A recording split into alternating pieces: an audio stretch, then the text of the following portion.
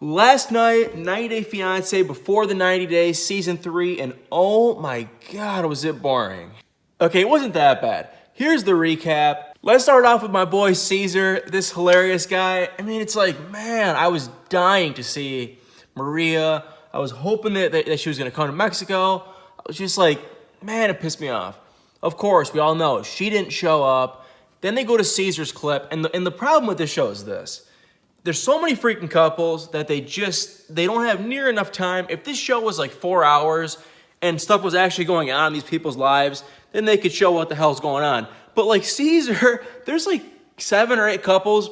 Caesar was seriously in this episode, 2-hour episode, maybe 5 minutes. And a lot of it was just repeat footage I've already seen on YouTube. He was packing his bags up. He went to a dinner, which, come on, are you kidding me?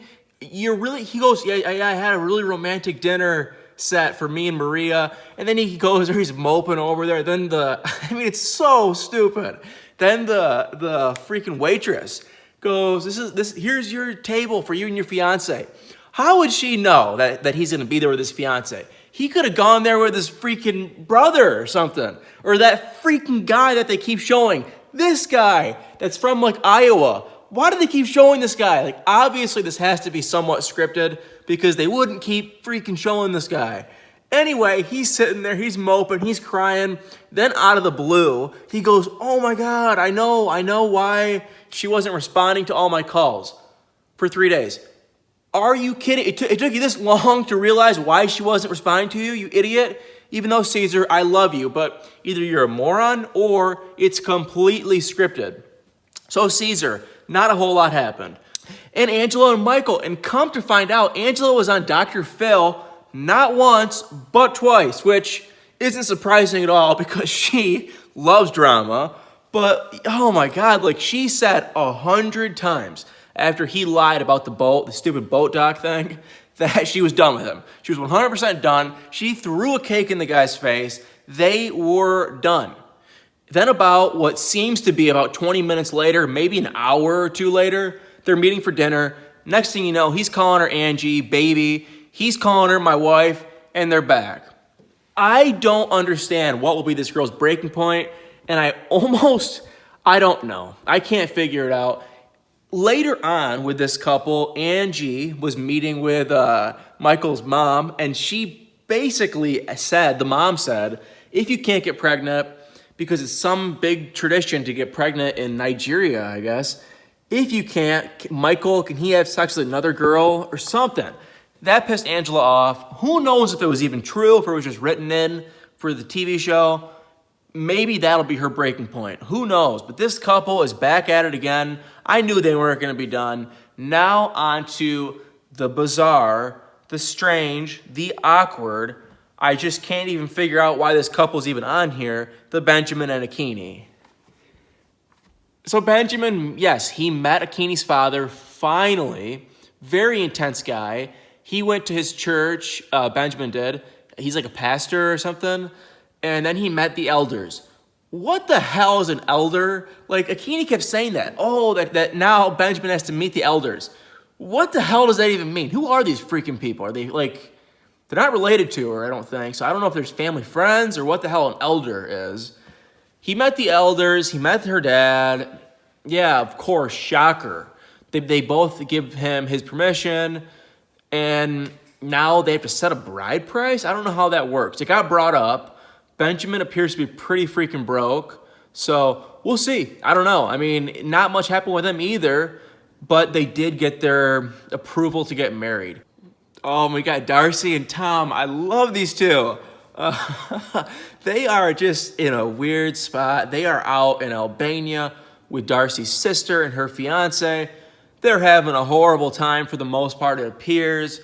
Tom would be a relatively hard guy to please, and Darcy would be, like I said last week, impossible to please. She's always on the go. She's always trying to do dumb stuff. You gotta be the kind of guy that's cool just doing anything that this girl wants. It's not a two-way street. There's no give and take.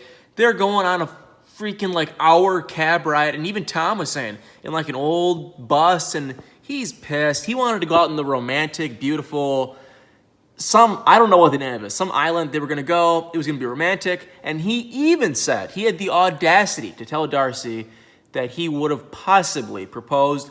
And honestly, he probably would have.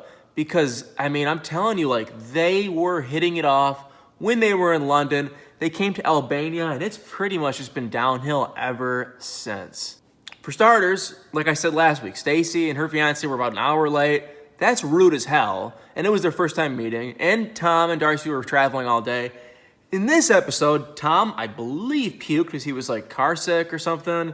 He was annoyed with all the drama, which it's super immature. All this twin drama between Stacy and Darcy, and it's annoying, it's immature. And he's just too mature to be with some girl like Darcy. Darcy's too up and all. She's all over the freaking place.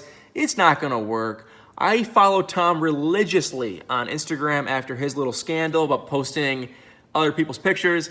I don't think they're together. Maybe not. I just don't see this couple working. Not a whole lot happened. It was hilarious when Tom threw up. I'm going to knock on wood so I don't throw up anytime soon. Knock on wood. Anyway, Tim and Jennifer. Tim met Jennifer's dad. Okay, now I've reached my point with this couple too, and I reached out to Tim. Not once, but twice to come on my freaking podcast, and he has not responded. So I'm kind of mad at this guy. But I want to talk to this guy because this couple's another horrible couple. Tim's actually a real nice guy, come to find out, and Jennifer's fine. Jennifer needs a 250-pound, 6'6", just beast like this guy to go out with.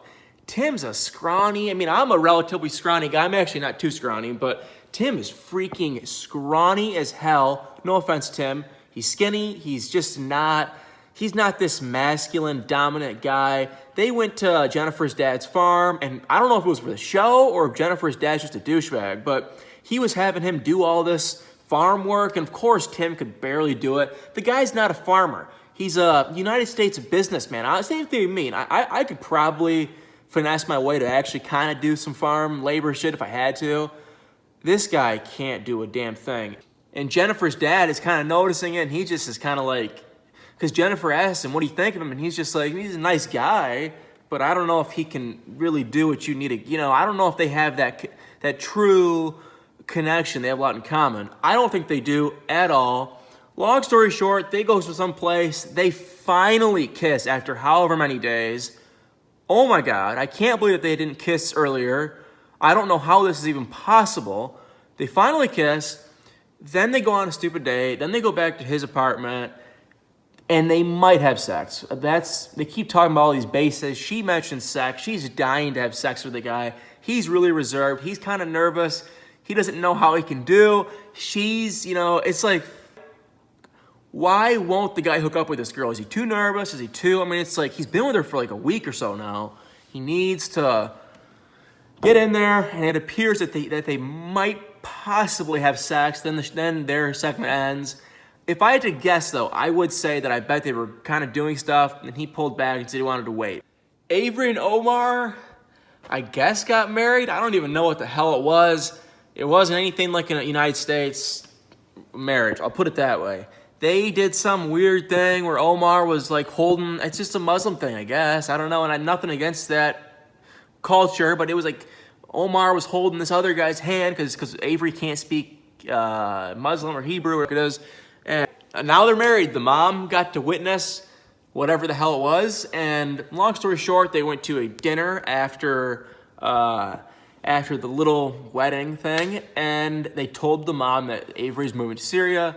Avery's mom had a response that most normal people's moms would have. She was sad. She was pissed. She was crying. She was scared. She had crazy emotions. She's sick of it. And honestly, I'm getting a little sick of Avery too. Avery is so freaking weird. Like, it's cool she's doing what she wants, but who in the hell lives Columbus, Ohio, the most middle of America, Midwestern state, probably in the whole freaking country, just a normal, just averagely normal state. She becomes Muslim and wants to move to Syria. It's just like, seriously, their like population of people coming to that country, Americans going into Syria, has to just be like 5 people a year. And Avery is now going to be one of them, supposedly. I don't know. I do not know where Omar stands with this whole thing, if he's just using her, or if he genuinely likes her. I hate to say it because a lot of these people, like we've all seen with everyone on this freaking show, like Muhammad and Danielle and all these other couples, they just use people to come to America. Something about this guy, though, seems like, because he's relatively attractive, she's relatively attractive, she's really immature and gullible, but I just think the guy is somewhat genuine. Maybe. I could be wrong, though. I don't know. I hope he is. I'd hate to see Avery get her heart broken. This girl's gullible as hell, though. So the mom runs off, and boom, Omar's running after her, and the scene ends like every other freaking scene in this show. So I guess we'll wait till the next episode to see what happens. And last but not least, I believe would be Rebecca and Ziad. Same thing. It was just a bullshit story. They built up a bunch of hype about that Rebecca's friend, her personal private investigator friend, did a background check. Which, how the hell do you even do a background check on an international guy? Well, she did a background check on this guy, and everything was clean. He hasn't been married. He's never been arrested, but he's 26 years old and has no work on his record. So I don't know what his deal is. He was basically saying he's just getting paid under the table by his boss at this TV show, which would actually kind of be a cool job. I would like to have that job. But, who the hell knows if it's true? The guy will mumble something, this, a little bit of this, a little bit of that, and next thing you know, that'll be his response. And in my opinion, I have no idea what the hell he just said. So who the hell knows if it's true, if he's just making shit up? Her concern is in her last marriage, and yes, she's still married to this guy. He was like a 23-year-old, real young guy.